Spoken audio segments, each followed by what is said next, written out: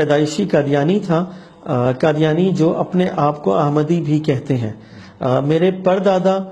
انگریز سرکار کی فوج میں ملازمت کرتے تھے، اور وہاں سے انہوں نے مرزا قادیانی کے مذہب میں شمولیت اختیار کی۔ اسی طرح میرے پردانا بھی پولیس کے محکمے میں تھے، اور انہوں نے بھی مرزا قادیانی کی مذہب میں شمولیت اختیار کی، اور میرا خاندان ایک کٹر قادیانی گھرانہ تھا، اور جس کا تعلق مرزا قادیانی کے جو ان کا رائل خاندان ہے اس فیملی سے تھا، اور میں قادیانیت کے اہم ترین شعبوں اور عہدوں پر بھی رہا ہوں،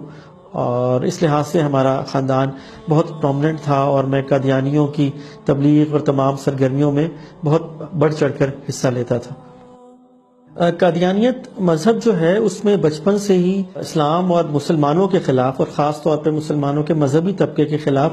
بچپن سے ہی قادیانیوں میں بہت زیادہ نفرت دلوں میں ڈالی جاتی ہے، اور ہمیں یہ بتایا جاتا تھا کہ ہم ہی واحد وہ جماعت ہیں کہ جو کہ نعوذ باللہ حق پہ ہیں اور جنہوں نے جنت میں جانا ہے، اور قادیانیوں نے اپنی ایک جنت بھی بنائی ہوئی ہے جس کو وہ بہشتی مقبرہ کہتے ہیں کہ 10% چندہ دو گے تو وہاں چلے جاؤ گے۔ تو ہمارے چونکہ باپ دادا بھی ایسے ہی کرتے آئے تھے، تو ہمارا بھی یہی یقین تھا، ہم یہی سمجھتے تھے کہ ہم ہی جنتی ہیں، ہم ہی جنت میں جائیں گے، اور باقی تمام لوگ جو ہیں وہ جہنم میں جائیں گے۔ تو ہم ایک خول میں بند تھے اور زندگی گزار رہے تھے قادیانیت کے اندر، کیونکہ قادیانیت جو ہے وہ وہ اپنے لوگوں کو جکڑ کے رکھتی ہے، جیسے وہ پتلی کی طرح اپنے لوگوں کو استعمال کرتے ہیں، یہاں تک بھی اجازت نہیں ہوتی کہ وہ کسی دوسری کی اسلام کی یا قرآن کی کوئی اور تفسیر بھی اپنے گھر میں رکھیں۔ مجھے موقع ملا ایک ملازمت پہ سعودی عرب جانے کا۔ اب سعودی عرب تو قادیانی نہیں جا سکتے، لیکن قادیانیت کے مذہب میں یہ ہے کہ اگر اپنا موقع کوئی فائدے کی بات ہو تو اس کو اختیار کر لو، تو اسی لیے ہم نے شناختی کارڈ بھی اور پاسپورٹ بھی کے اوپر بھی سائن بھی کر دیا کہ جی قادیانی نہیں، مرزا قادیانی پہ لعنت بھی بھیجی، اور وہاں پہ چلے گئے۔ تو وہاں پہ سعودی عرب میں چونکہ جو ملازمت تھی وہاں پر بھی ایک قادیانی ہی تھا جو کہ ایک عربی کمپنی کے انڈر جو ہے بہت بڑی پوزیشن پہ تھا۔ تو اصل میں مجھے سلیکٹ کیا گیا تھا وہاں لے جانے کے لیے، کیونکہ میں ان کی تبلیغ میں بھی بہت ایکٹیو تھا۔ تو وہاں پر پھر میں نے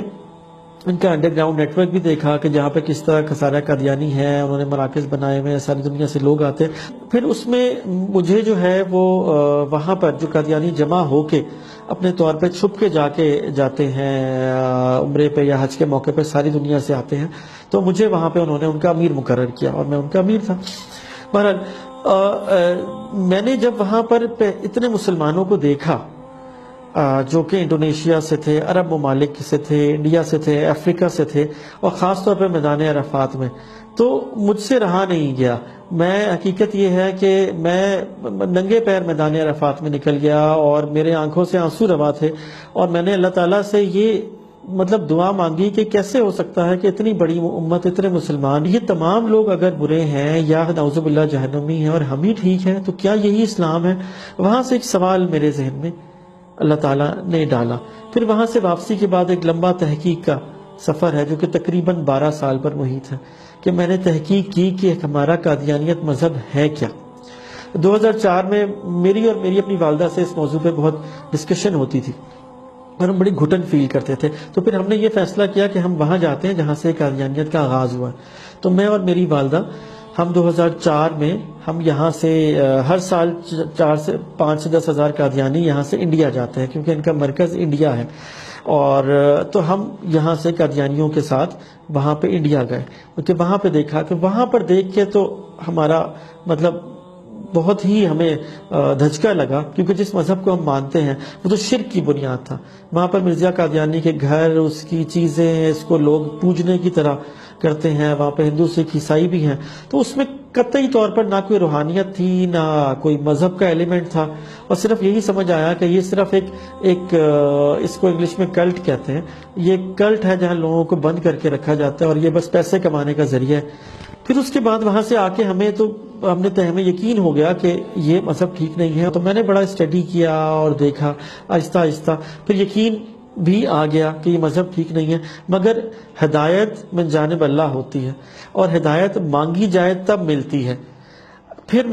ہم اللہ تعالیٰ سے دعا کی گڑ گڑا کے کہ یا اللہ اگر میں ہدایت پہ نہیں ہوں تو مجھے ہدایت نصیب کا، ہدایت کا نور نصیب کا.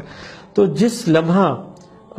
میرے ذہن میں یہ بات آ گئی، اللہ تعالیٰ نے ڈالی کہ ہاں اب اسلام قبول کیا جائے، تو میں نے پھر ایک لمحہ بھی دیر نہیں کی اور اس کے بعد میں نے الحمدللہ اسلام قبول کر لیا. اس کے بعد الحمدللہ 1 سال کے بعد 27 رمضان المبارک کو میری والدہ نے بھی بڑھاپے کی عمر میں الحمدللہ اسلام قبول کیا.